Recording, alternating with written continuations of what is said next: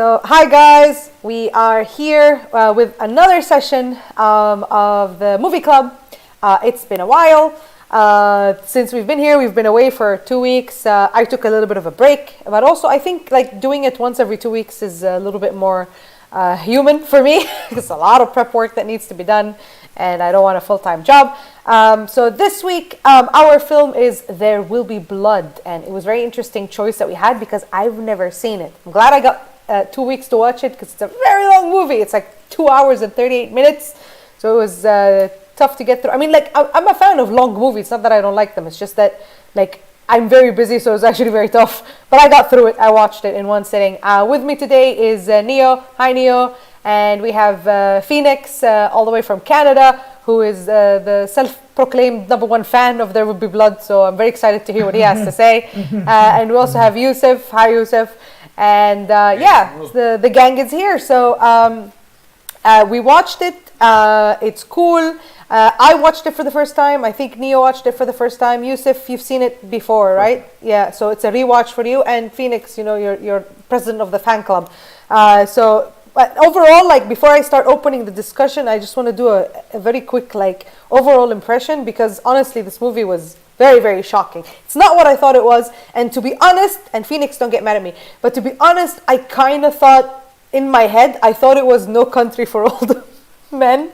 And I'm like, I thought that those two movies were one movie. And then I just realized, I'm like, where does Javier Bardem show up? And then he never did. I don't know why I thought these two were the same movie. And then I'm like, I think that's a different movie. Like, while I was watching it, I was like, Google. And then I'm like, oh my God, there's 2 of these that I haven't seen.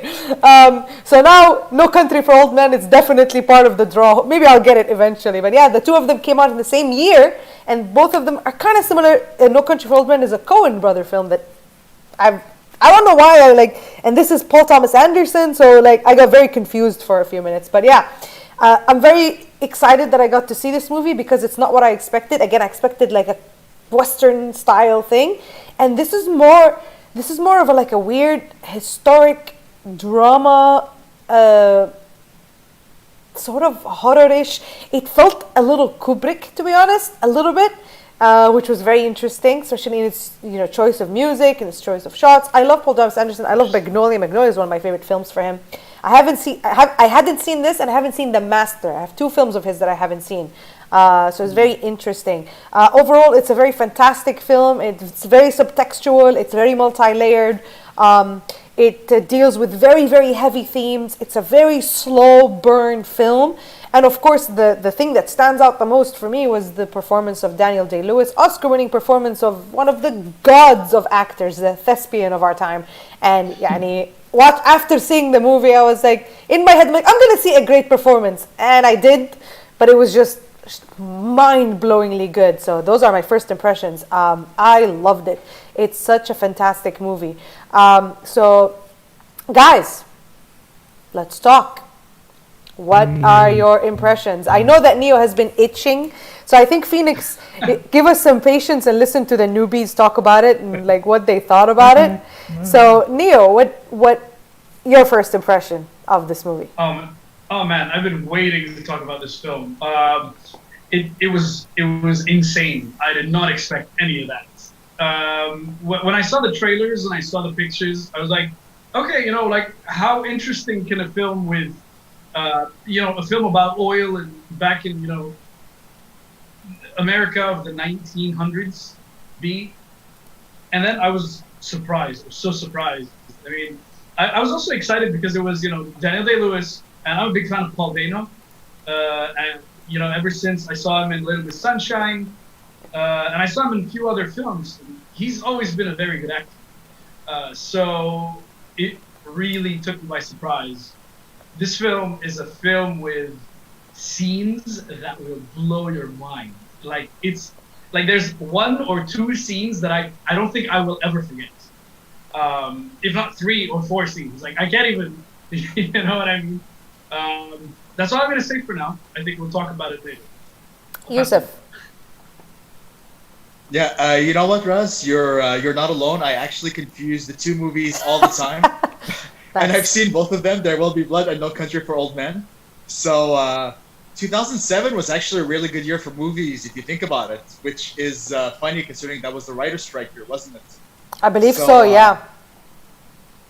So that was a funny time, but yeah, like this movie, I mean, you know, like they're taking a lot of these movies, they're expanding them, making them into miniseries on Netflix these days.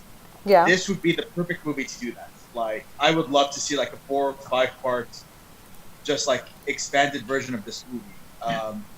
Like just the opening scene, man, like the first 15 minutes without any dialogue whatsoever. Yeah. Like that was a very daring move that just completely landed, and the whole movie just keeps the same intensity the whole time. So yeah, technically actually there is the first line in the movie is when he says no, which happens like around the 5-minute mark, but it's not part of the script. It was just a reaction that came about. So the first line of dialogue in the script is 15 or like 14 pages in, which is insane. Yeah. Which is again a very Kubrick thing to do. I would love to see the people who've done the more research, because I felt a lot of like Steinbeck themes in here, and I would like to see if there's been any more like information done on that. Like a lot of the story comes from The Pearl and all these other like early American kind of things. So it would be interesting to discuss that more. In the comments we have, I think, is that Shirag? He says, little known secret, Javier Bardem is the milkman in There Will Be Blood. Is that true? Is he? I'm not sure. Wow, that would be really interesting. I believe they shot it right next to each other as well, so he probably just walked in from Yeah. I know that they shot. I know that actually. What I know after doing the research, they shot in the same town, the same time, and actually, I believe that the crew of the shoot of There Will Be Blood ruined a shot for the Coen brothers because of the fire, and they can see the pillar of smoke in the background, and they had to postpone a shoot for a day because of them. So that I know.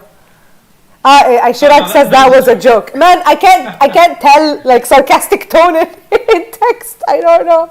I thought that was real. Tag, man. Okay, that's pretty cool. I haven't seen There Will Be Blood either, so yeah. I don't want to talk about No Country for Old Men, but I saw that a long time ago and I really liked it. And then it slowly wore off. And now that I've seen this, it doesn't compare. Interesting. Yeah. Okay, Phoenix, tell us why you love this movie so much. Why does it mean so much to you? Okay. Preach! Shit. Preach! Tell us.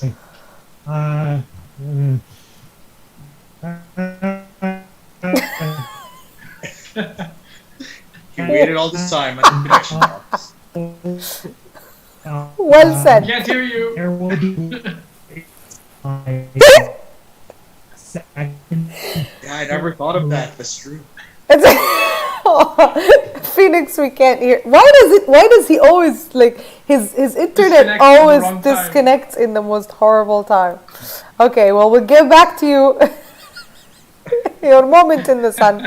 We'll get back to you when your internet is fixed. Okay, well I'll take over for a second. I actually really want to talk about this. So the thing that strikes me the most about this movie and that I like the most, we gotta talk about Daniel Day-Lewis, but I always because I'm a filmmaker, I don't always immediately talk about the performances. I always talk about the film itself. That's what attracts me. Like a beautiful performance gets me, but I don't know why it's not the thing that I always want to discuss. Like, it's a beautiful performance. What can you say? It's Daniel Day-Lewis becoming this unbelievably unhinged, electric human being. We know that he's a method actor, and we know that he puts a lot of work into his characters. And this is definitely an iconic character for him. Daniel, is it Plainsboro? Daniel Plainsboro. Plainview, thank you. So it's fantastic. Okay. Phoenix is back. Okay. I'm so sorry. My internet does this. Every time you talk, whenever you're not talking, it's like crystal clear that you want to talk. I'm so excited.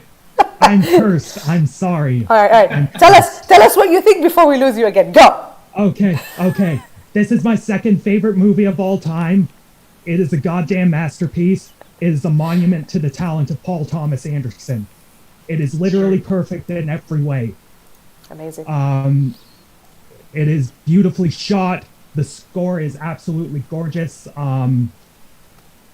Daniel Day-Lewis is God's gift to acting. He is, Yes. and this is probably his one of, if not his best performances. Paul Dano is absolutely amazing in this.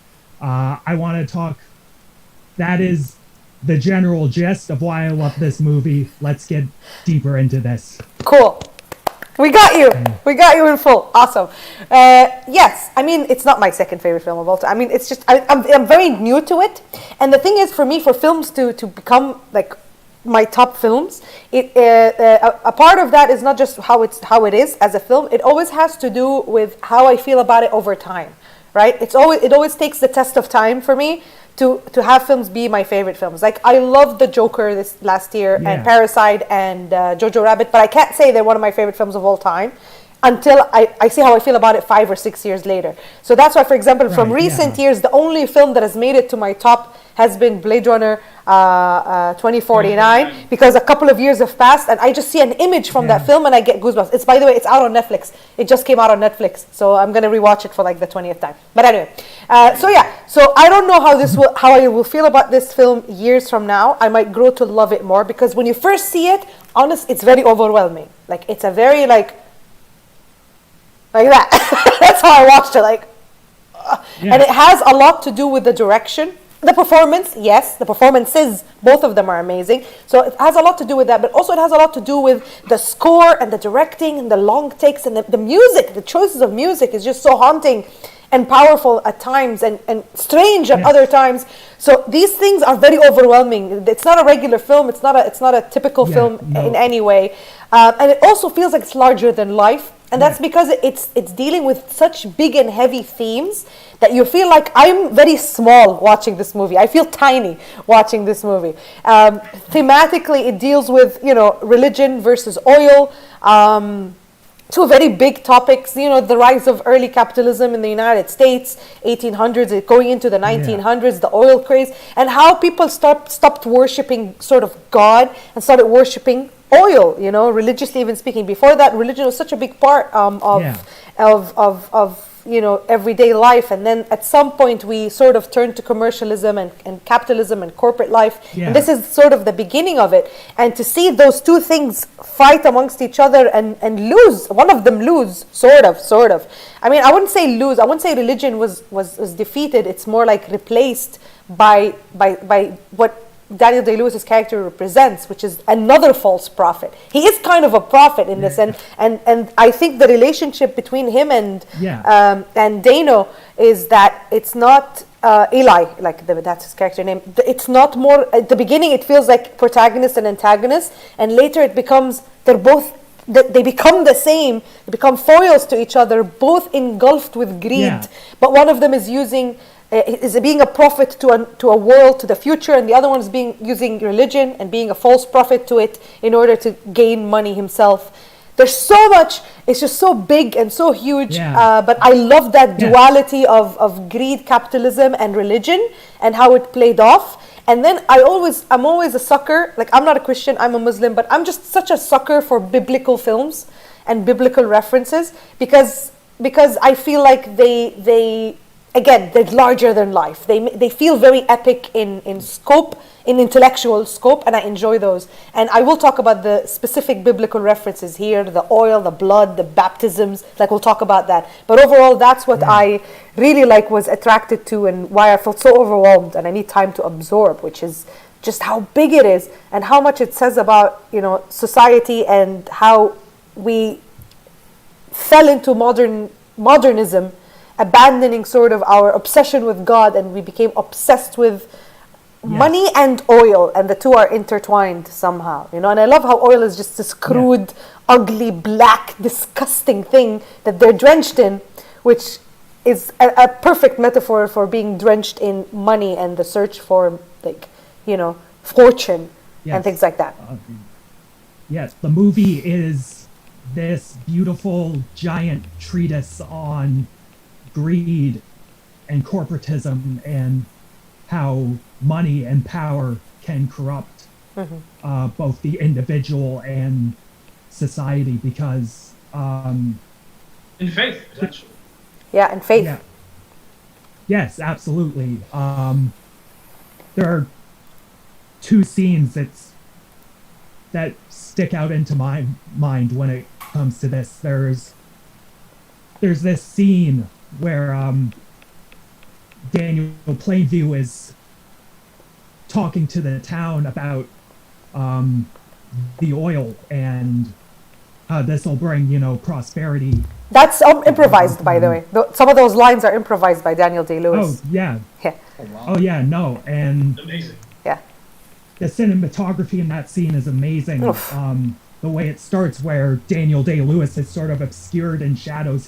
He's like this ominous sort of figure, and then when he comes out, it's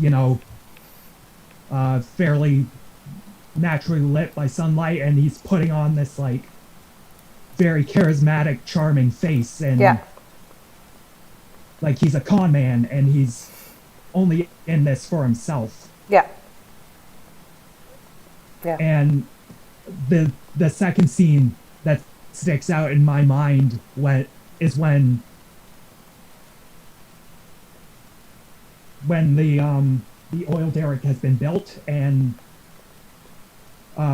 Eli Sunday is expecting to To christen it. speak. Yeah, to speak. Yeah. Yeah, to Yeah, speak, and then Daniel Day-Lewis is like, "Nah, fam." See you later. And then the violin concerto kicks in, and Eli Sunday is just like, it's just like, that's the moment that character realizes that Daniel Plainview is just a con man. But I also think it's And- the moment and where Bardem. where we realize how much of an egomaniac Eli's character is, and how much he is yeah. like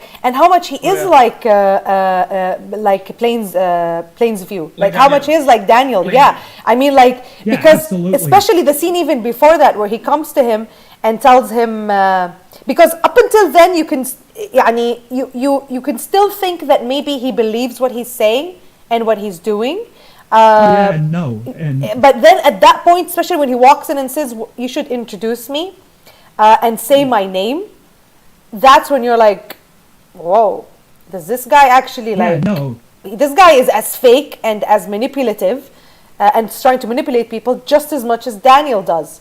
And then you're like, absolutely. there's a sense of ego when he says it. Even there's this sense of like, when he says it, he just gives this look like, "You should talk like," and then call my name. And he says it more than once, "Say my name," right? Which is a very like egomaniac thing to say. And then it cuts back to Daniel Day-Lewis, who realizes like, you're like me. I'm just better at it than you, you know? And it's just, and that realization is amazing.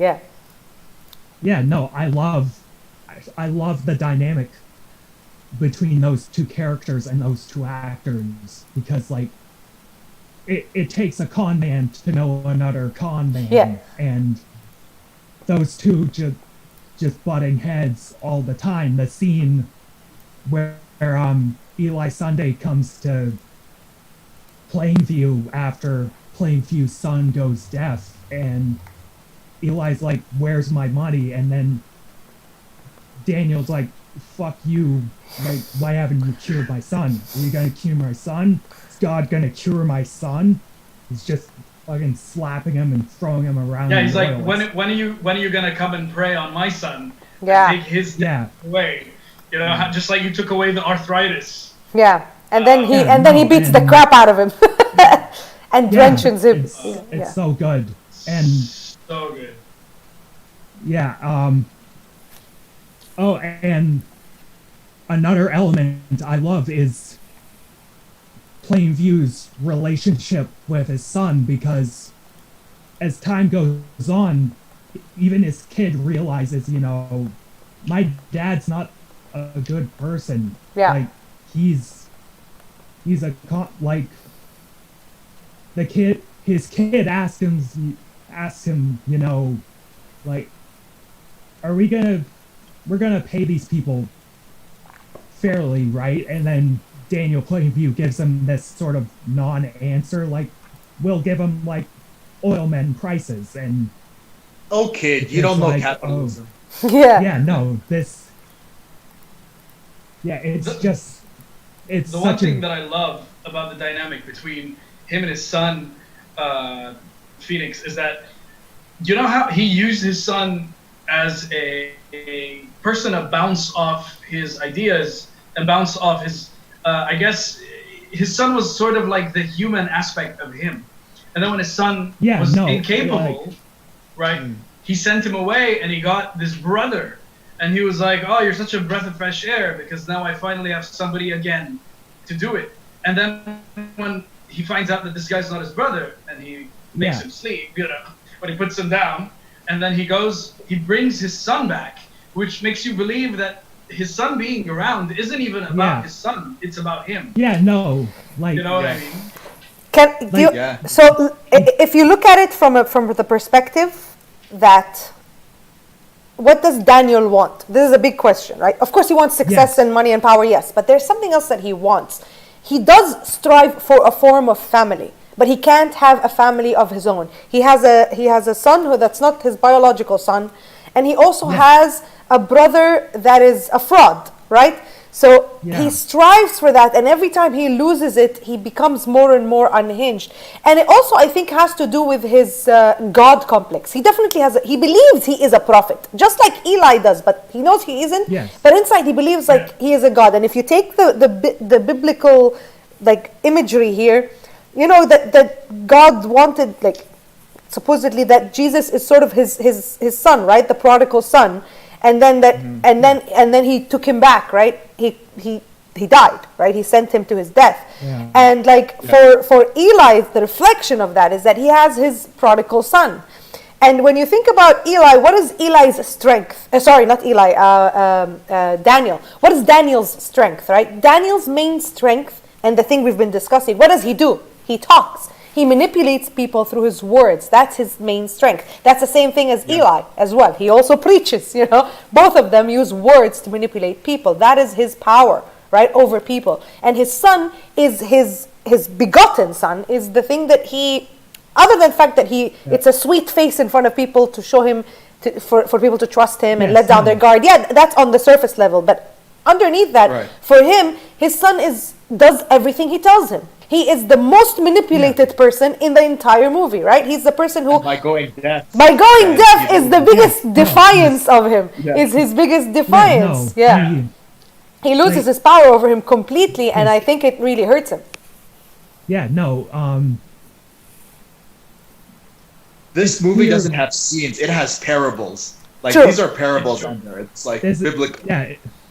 No, the film is incredibly layered and heavy, and God, the relationship, like I said, the relationship between him and his kid, like, Plainview, to an extent, clearly cares about his kid, but he cares more about the bottom line and his business end, and the minute he saw his kid as a liability, he gave him the boot. And there's, going off the fraudulent brother, there's a scene where they're talking in a bar or at a campfire or something, and there's like one line like that really, Daniel Plainview says, "I always see the worst in people."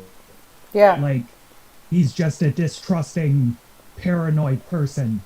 He only cares about money, and like, the thing about his character is that he cares. I don't know. See, you're saying that he likes, you know, he clearly cares about his son. I don't think he cares about his son. I actually think he cares about himself, and his self-interest is all that matters. So he is a person that's like unable to achieve something like caring for somebody else, which is insane, you know. One of the most beautiful things in the movie, and I think I always take this as sort of like the building blocks of a film, which is the first few minutes of setting up a character. It's a silent scene. It's quiet. It's him working. And that scene, the first scene, is beautiful. The opening of the film, right? Yeah. And it's only about him, and him looking for this rock, this mineral, this thing that's going to get him money, this thing that's going to bring him forward. And he falls, he breaks his leg, but that doesn't stop him. He crawls his way out. He goes and does the thing because he is all that matters, not anybody else. And then it's surprising when he picks up the kid.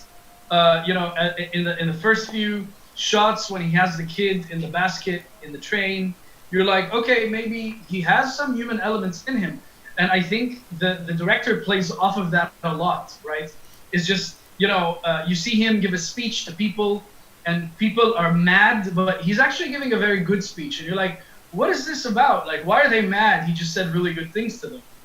And then you go to the next town, when you actually see him at work, and he's just buying off the land and just taking and taking and taking and taking, and then claiming that he's actually saving them while he took everything away from them, So that's where you're always guessing, is Daniel good or Daniel bad? Is Daniel good or Daniel bad?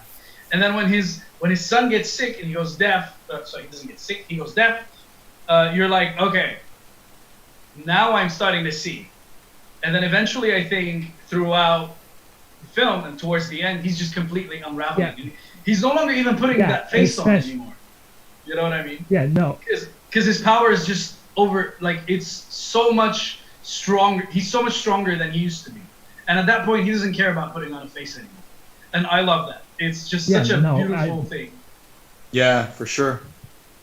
Yeah, I don't know. Are we free to talk about the ending at this point? We can do whatever we want. Yeah. It's our club. Okay, yeah. I don't know. You're supposed to have seen the film if you're watching this. So. Of course. Yeah, no. So I want to kind of talk about the ending because it's just so good. Oh my god. Yeah. That ending is where just everything, like Neo said, just sort of unravels for Plainview. At that point, he's just sort of cutting off every possible connection he has. He disowns his son, like, you're just a bastard from a basket. And very biblical, by the way. Yeah. Oh, yeah. No, simply because his kid wants to start his own oil company, and now he sees his kid as competition, as a threat. So, like, out you go. And then the very end, when Eli Sunday comes and like, hey, you want to maybe do some business? And Daniel Plainview's like, what business is there to do? I've sucked your town dry. I drank your milkshake. Yeah.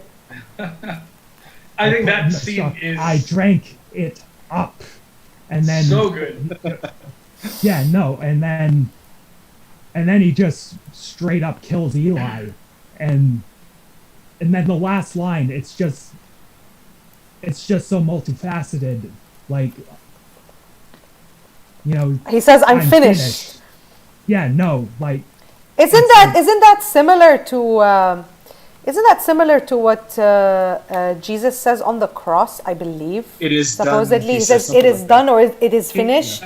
It's finished, or something like that. Yeah. Did we lose Phoenix? So, any ideas on what he meant by the third revelation? Yes, I know exactly what he meant. Okay. Well, you have to ask yourself what is. You have to ask yourself what is the third revelation. So I believe that according to the Old Testament or something, the first revelation is it Abraham? It's one of the prophets. It's God's word through man, right? It's their anbiya, it's their prophets. So the first one is the first one is the Jewish prophet. Who is it? Moses. Yeah. So Moses got the first revelation, the commandments and whatnot, and then you have Jesus Christ as the second revelation, and the third revelation is any human being Like this is the concept of the third revelation, is that a human being that God speaks through, right? That the voice of God is in, sort of something like this. Again, I'm not Christian, but this is my understanding. I could be wrong. Yes. So Eli says that he's the third revelation, that he is the voice of God, and that he has the answers, right?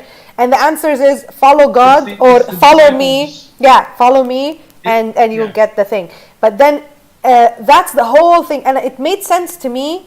The whole I'm the third revelation made like the whole like, oh my God, the two of them are literally two sides of the same coin, literally, and because he's like, I'm the third revelation, I'm the voice, and it is. So what Eli is showing people, he's still showing them that the past is the way, right? Religion and God, and that's the way for your salvation.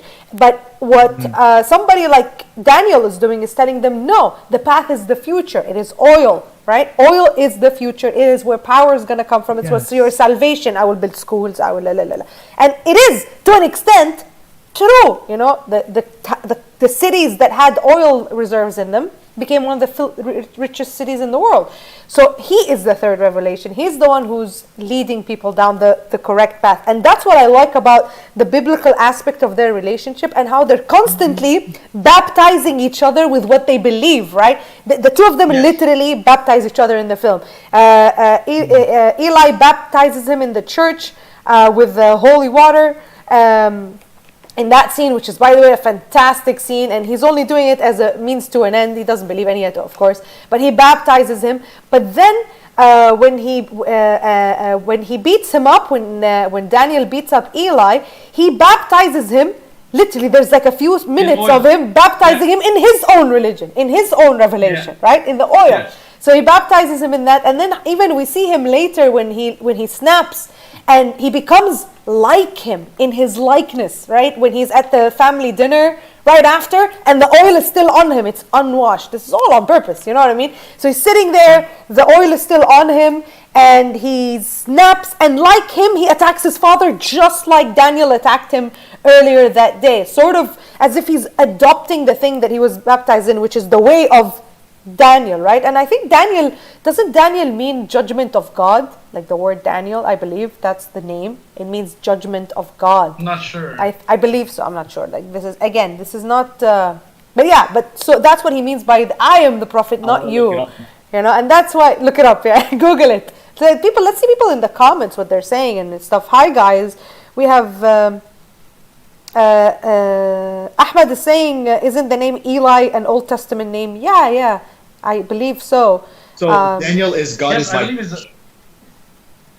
God is my judge, right? That's God is my judge, Daniel. And Eli. God is my judge. Eli, I think Eli in the biblical story is a high priest and sort of a judge in the ancient. I think he's in one of the parables. I'm not quite sure. I don't know. So there's Judges, I think, isn't he? Sorry. I think he's in the book of Judges, maybe. I'm not quite sure. That's why I don't want to say anything because I'm not very sure. Even though I feel really bad. Like I'm supposed to know you're Christian, so you're better off talking about it than I am. Like. Yes. Yeah. No. Yeah. See where I come in is I love everything to do with Eli and the church. FYI, I'm just gonna give you a little bit tidbit. FYI, you know that Paul was not supposed to play Eli.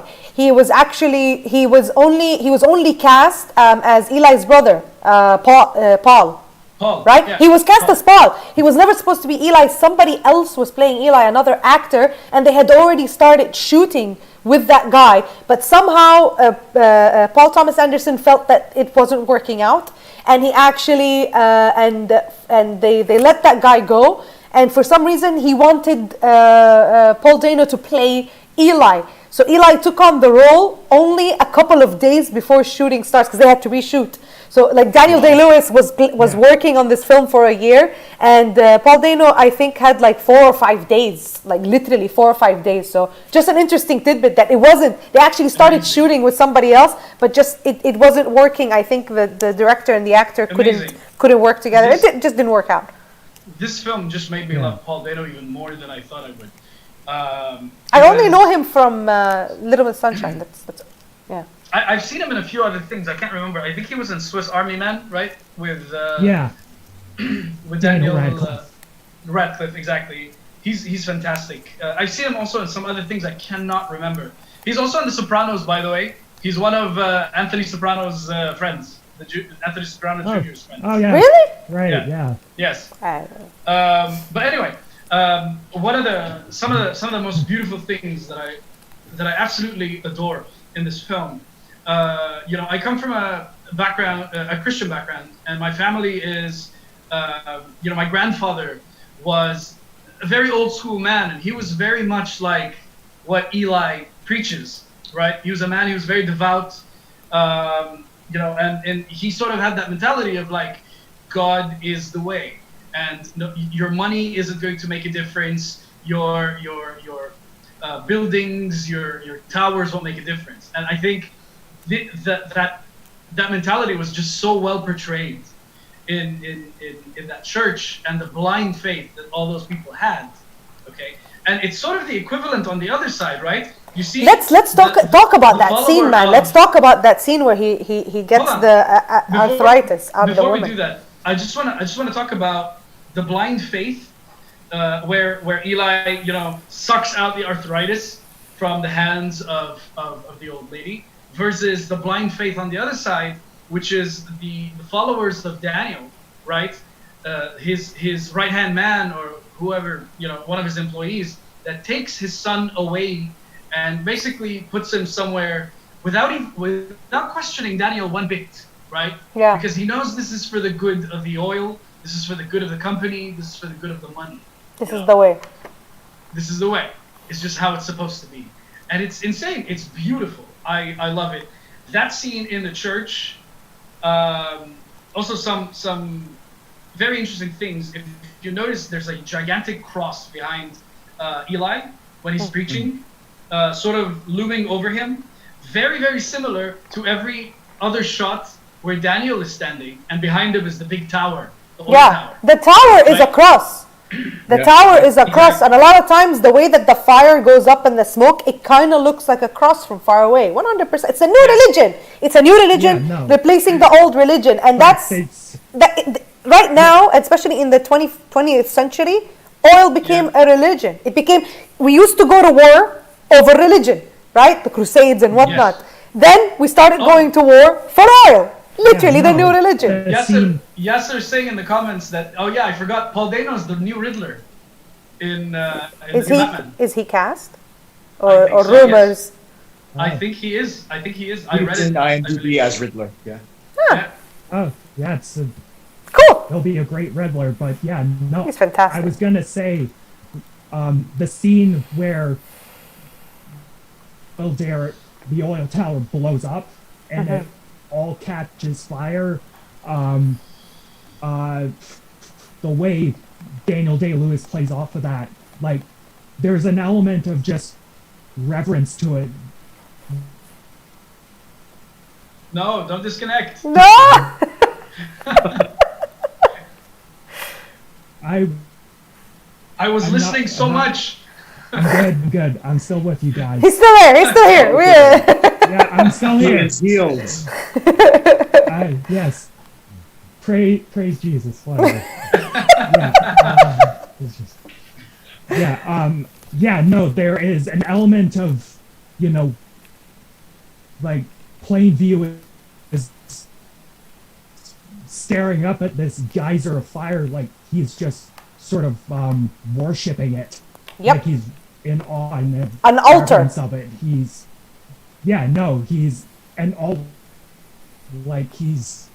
struck big. He's a rich man. Yeah.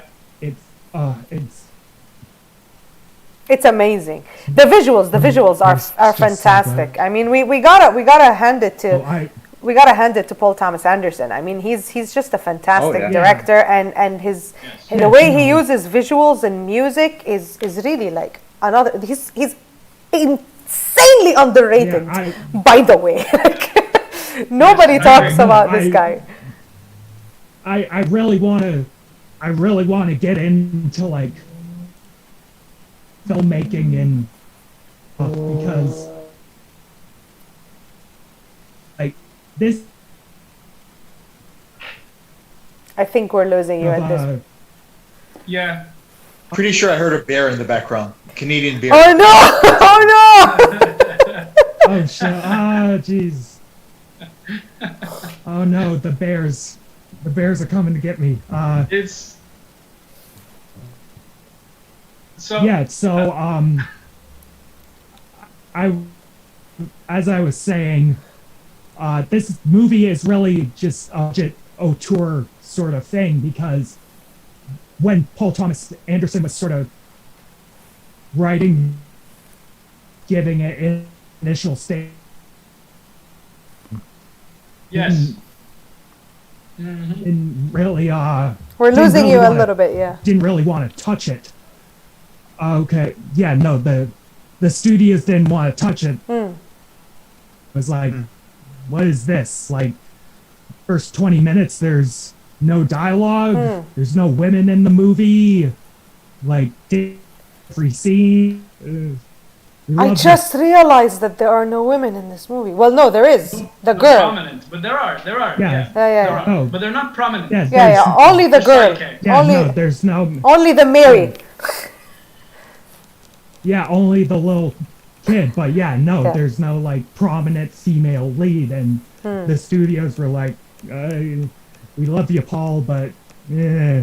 So Paul sort of had to, look elsewhere for funding. Then he sort of had to, sort out everything himself, and sort of just like a director's.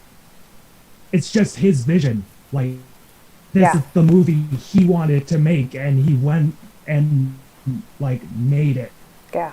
It is amazing. it's- Like, yeah, the way he uses the visuals so is just good. one of my favorite moments, visually speaking, other than the big ones. I love the moment where he finds out his brother is lying, and the two of them are sitting on the beach, and they're mirrors of each other. Both of them are images of each other. They're sitting on the beach. They're wearing the same thing. They have the same skin color. Yeah. And then when he finds out that the brother is lying, it cuts to this wide shot of the two of them sitting, and he's in the shadow and Daniel is in the light. And this just image is like a painting, man. It's so Yeah. beautiful. Like, this guy just, like, again, he's really, really underrated. I think the way that this film and other films always deal with sort of the obsession with finding purpose in such a fantastic way, and he's really good at building characters, or creating characters that are sort of not only just flawed, they're self-destructive, but in a fascinating way, That's why, like, having somebody like Daniel Day-Lewis, I think this is the first time the two of them worked together. Like, to have somebody like that in the film, like with Paul Thomas Anderson, was just like lightning in a bottle. I think Steven in the comments is saying he's a filmmaker's filmmaker, 100%. I mean, I love the imagery. Oh, yeah. I love the fact that I love the name. I love the name There Will Be Blood. It's a cool name for a movie. It is. And it's the blood, and it's the oil itself becomes the blood of the land, and I think that's from the Old Testament, the blood of the land, something about Egypt. One of the prophets, not one of the prophets. Somebody says that let One God, of the curses. God smite God smite the earth and let there be blood in the land, and because oil comes out of the veins of the earth, kind of like blood. And I love the moment where he baptizes the kid. Remember, where he baptizes the kid with the oil, like on its forehead. Yeah.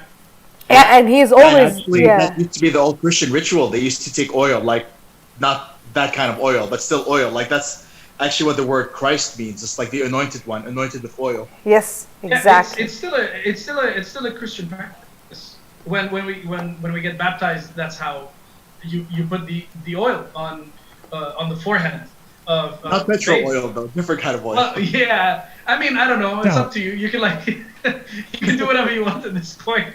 Yeah, and Have you seen even the movie? and even there's a lot of like the I mean, I really love this good. Paul Thomas Anderson's work, and I really love his work in here, and I think it's just absolutely fantastic. By the way, the oil that they have, the way that they made it, he said that they made it with the stuff that they put in chocolate milkshakes at McDonald's, FYI. Yeah. That's how they made nice. the Oh, thing. nice. Yeah, and That's why the machine's always broken. yeah, the casting is yeah, exactly. Yeah, the casting, by the way, is pretty cool. Like the kid, his son, by the way, is not an actor. Yeah. Huh? He's No, he's he a was nobody. like a rodeo performer. Yeah, and I thought it was very interesting. Rodeo. Yeah, Yeah. he's not in a movie or he's not in film. He's not an actor. And I love that Paul Thomas Anderson was trying to convince his mother to let the kid be in the movie, and she was afraid. So she was like, I'll think about it. And then she was like, he's gonna be with Daniel Day-Lewis all the time. She's like, I'm gonna watch like one of his performances and see. And she ended up watching Gangs of New York, and she's like, no way in hell am I gonna get my kid to act with this guy. And then Daniel Day-Lewis or Paul Thomas, I don't remember who, somebody sent her Age of Innocence to show her like this guy can be the most like gentle, loving person and then become the most horrific human being you could ever encounter. So also, man, Daniel Day-Lewis, you know, like he retired, right? He retired after Phantom Thread, which is also on Netflix. He retired, and what a loss to cinema. Another collaboration Yes. between the two, yeah. Yeah, from after Phantom Thread, he retired.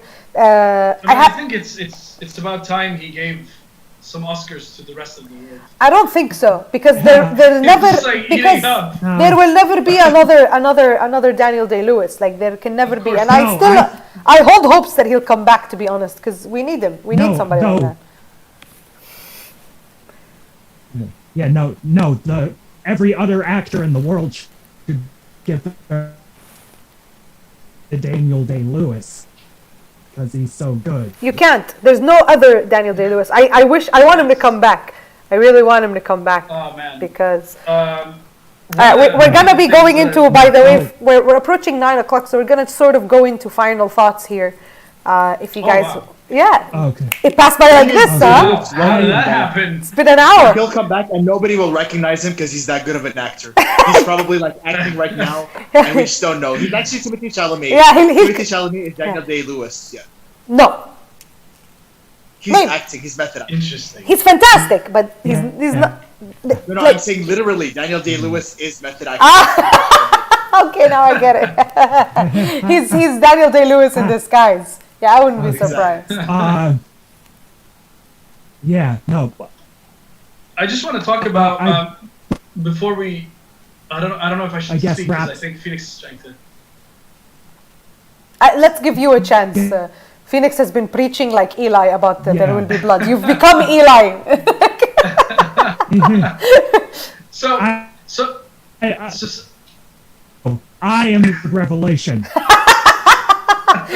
You are the slow internet revelation. You are the glitching revelation.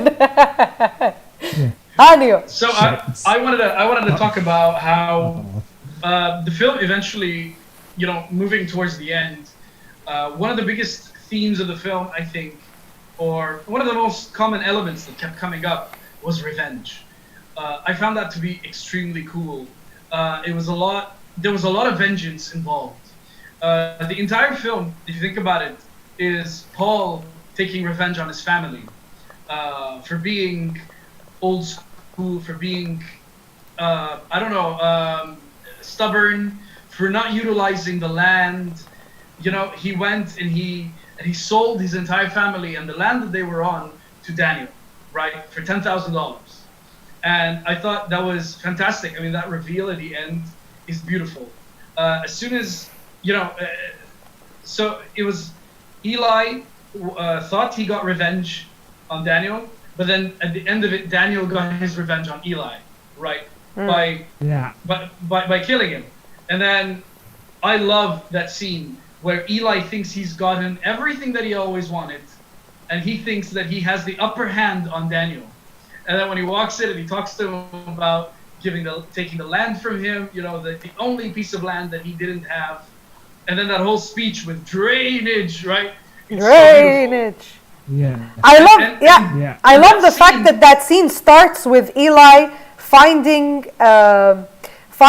Daniel Day-Lewis on the ground, right? Finding Daniel on the ground, Yes. Yeah. as if like, oh, he's such a pathetic thing. I'm powerful. I'm stronger. And then the scene ends with literally like Eli on the ground in the next bowling alley while he's staring at him. So that's pretty cool. Exactly. Again, that visual spectacular touches. So Yeah. he got revenge on Eli. He killed Eli. His son somewhat got revenge on his father because his father left him, and he was never over that. And towards the end, he says, "You don't have any of me in you." And the son says, Thank I'm God. glad I thank God that I don't Yes. have any of you in me. you in me. This is a very specific line, huh? Again, keep in mind that Daniel believes he's God. He is the God of the new world. Yeah. He believes this, and he acts like it. It's beautiful. So revenge is a very prominent part of the story in a very interesting way, especially that it's about money and oil and religion, and then the characters are just so vengeful of each other. And there's so much history between them. And again, one of my favorite characters in the film is the character of Paul, who's not even in the film, right? But there he in the just beginning. yes, but he did so much by just being in that first scene, and then everything that Yeah, came after absolutely. that was for He's the him. impetus for everything that happens. He's a prophet himself, at least for Daniel. Yeah. And Paul is the brother that is like Daniel, and Eli's the brother that is against, like, the foil of Daniel. You see? So they are two brothers, and in a way, you could speak that, it's like Cain and Abel, two brothers, yada yada. But Yeah. very, very, very beautiful. I mean, I don't know how else to put this in words. Like, it's insane. Yusuf, Yeah. any final words? Yeah, I was just gonna pick up on what you said about the brothers. That's a good segue into my thoughts, because I mentioned earlier that I got a lot of Steinbeck vibes when I was watching this, like East of Eden, The Pearl, and all of that. And I guess like the connection between the two is that they both use a lot of biblical Yes. imagery, almost like biblical parables, to kind of describe America. Yeah. And I think it goes like more than that. Like, especially if you look at like the brothers fighting against each other, vengeance. Like, this movie is almost like a mythological founding tale, like the founding of Rome, the founding of Israel in the Bible. Like, this is the founding of America, almost. And this is like it's incredible, especially like considering everything. Like, you can actually see this as the parable of the founding of America. Yes. And the founding of capitalism. Yeah. Capitalism specifically for me, yeah. Corporate, it's a corporate business. America. Absolutely. Yeah. This film is Like The new religion. The new religion. Yeah, absolutely. I guess before we wrap things up, I just wanted to mention the score of this film. Oh yeah. The Oh, score, I absolutely adore the score in this movie. yes. It was composed by Bonnie Greenwood, one of the members of Radiohead, and What? What? Was it this- actually Johnny Greenwood? yes, I didn't know that. I didn't know Yes. that either. I think I did know that, but I completely forgot when I was watching the film. Oh my That's God. true. yeah, no, That's true. That's amazing. yes, and Did this film Yeah, win for I think he might have won an score? Oscar for this. For score? Yes, I think he might have won an Oscar. Let me check. kind of Google, guys. yeah, check. Google, guys. But I just love it so much. It's so eclectic, and at times it can just be so strangely ominous, because during these scenes where Daniel Plainview is being this, sketchy businessman, there's just this ominous sort of bum bum bum bum bum bum bum bum bum bum bum bum bum bum bum bum. It's bouncy, but it's like very threatening, and everything is just sort of, it doesn't take away from anything, it just sort of sits in the background and sort of enhances it. Like the scene where the oil geyser blows up, the score is essentially just like jangly sort of like rattles and percussion. It's It says here, though Johnny Greenwood's score for the film was well received, it was not eligible for Best Original Score at the Academy Awards because it incorporates parts of his previous compositions, Popcorn Superhit Receiver and Body Song. So it's not original, he reused previous materials, as well as some other material composed by Arvo Part and Jonas Brahms. He used like classical music and stuff, so it actually didn't win. Yeah, no, wasn't eligible. It wasn't even nominated. What a shame. It's amazing. And I was like, while I was watching, one of the things that actually stood out, other of course than the insane cinematography and the insane acting, one of the biggest things was just the music. The score is incredible. It makes it feel like horror. The scene you're talking about, Phoenix, where like the oil explodes, this is where I was getting those Shining vibes, by the way. A film completely irrelevant. But it feels sometimes like The Shining. These big, wide, slow shots with this like ominous building music. And you stay on those shots for an uncomfortable amount of time. It felt like very Kubrickian in a sense, And I think, and the last scene, the scene inside the scene in the bowling alley, I don't know much about this film, but it's such a Kubrick style scene. It's like somewhere color template. It's somewhere between A Clockwork Orange and 2001. Somehow mushed a little bit of Shining. So he's definitely a fan. I'm willing to bet. This guy is a Kubrick fan. His mansion. The Is? entire mansion. I'd be surprised. Yeah, for sure. So that's also something like, again, like somebody said it, I think it was Steven in the comments, he's a filmmaker's filmmaker. That's 100% true. Absolutely. Super underrated. Absolutely. Yeah, super underrated. So fantastic. I'm so glad I got, it's not what I thought it was. Again, I thought I was going to get the No Country for Old Men Western style thing. Not the movie I thought I was going to watch. So it was very overwhelming, but I actually loved it a lot. Fantastic movie. See the weakness of No Country for Old Men is the ending. I haven't seen it. Don't spoil. I'm just saying. Yeah, no, wait, you haven't seen No Country for Old Men? No. I told you, I haven't seen either of them, and I thought both of them were the same film. Okay. I was very confused. But the weakness is in the ending. And in this one, the ending is just so powerful. Like, honestly, before we wrap it up, I thought the final scene of the mansion, when it started, okay, when we saw the son grow, all grown, and Daniel Plainview behind in the office, and he's an old man. I thought he was not, like, I thought that scene might have been unnecessary. I was like, why are we watching this? Which scene? I thought we watched everything. The final scene, right? The final 10 minutes of the film. The bowling alley. Like, why are we watching this? Yes. Yeah. I was like, why are we watching this? I thought the story wrapped itself up. It's finished. But then, it was just such it was such a thing. Like, it's the thing that puts the nail, it's the thing that hammers the nail, no pun intended. It's the thing that hammers the nail of the fact that the two of them are false prophets. That's what that is. They're both false prophets, and one is going to succeed at manipulating humanity than the other. They're both like the antichrists, but one of them is going to win at being the antichrist, and it's Daniel. Oh. Yeah.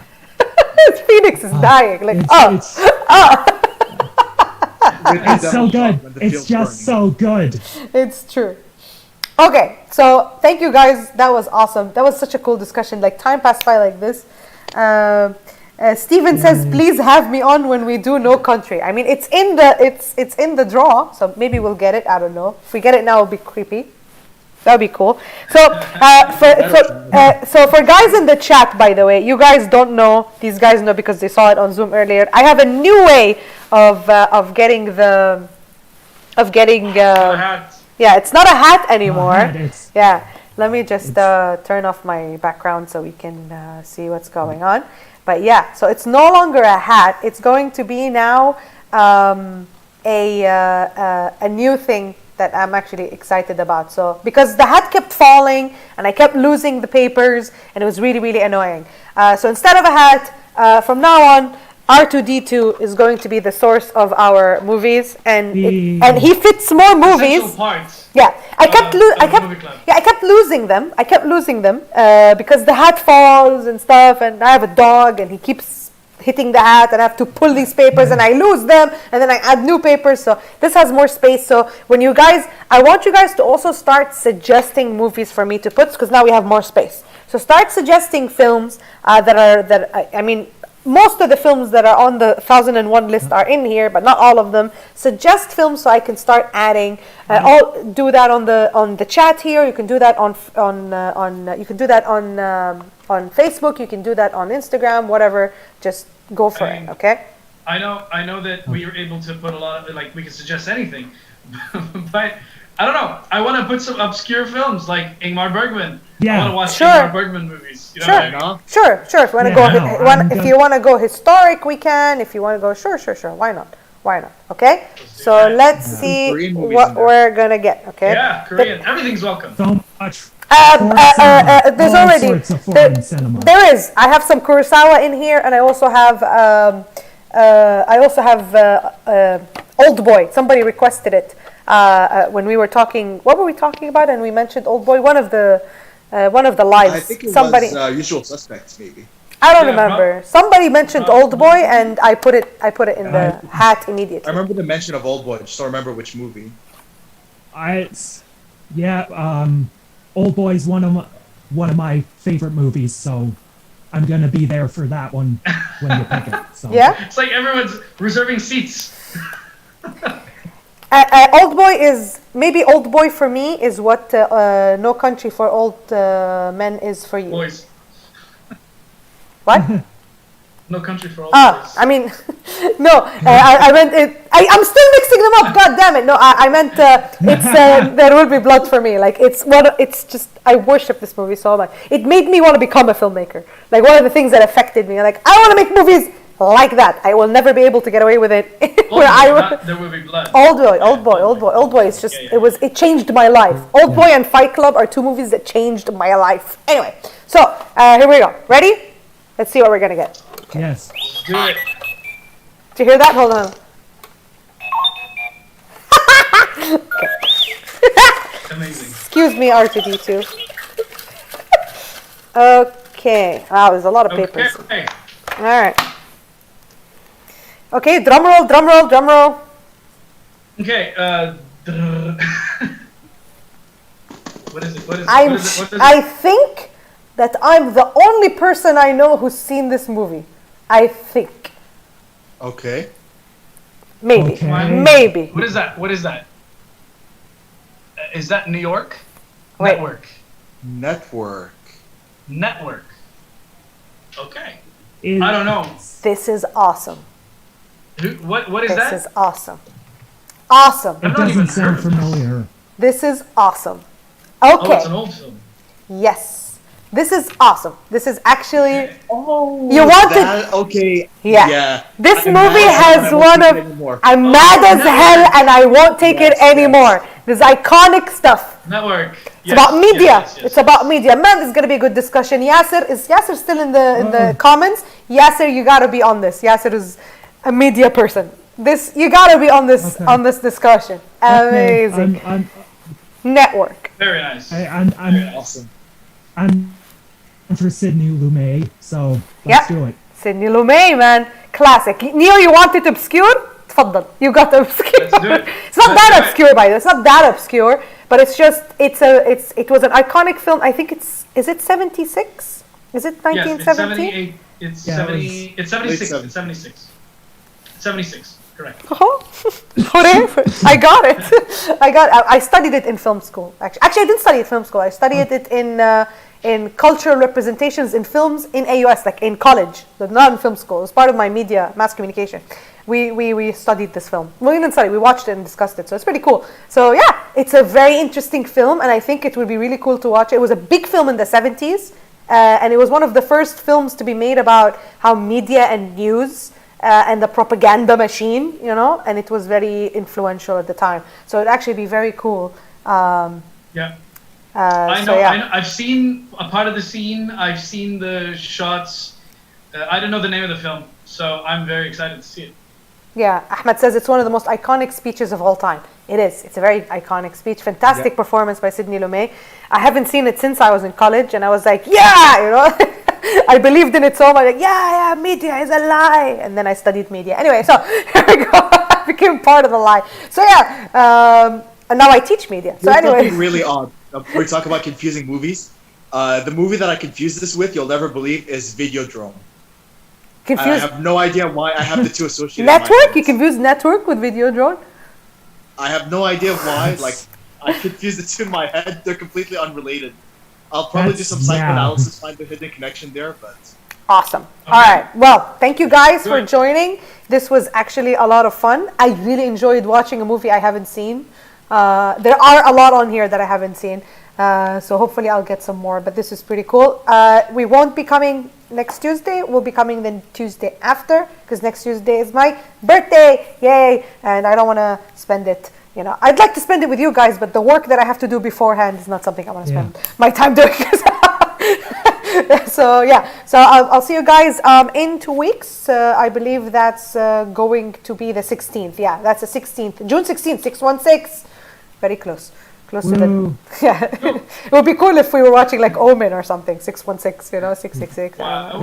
You know. Omen is on here, by the way. The first Omen is on here. That's a cool movie. All right. Yeah. So I've seen that. I showed you that. I showed you that. Was it? It's the first horror movie I watched from end to end, like maybe 8 years old or something. That's kind of messed up. That's a messed up movie. That's cool. All right. We'll see you guys in 2 weeks. Bye-bye, everybody. See ya. Thank you for having us. Pleasure. See you later.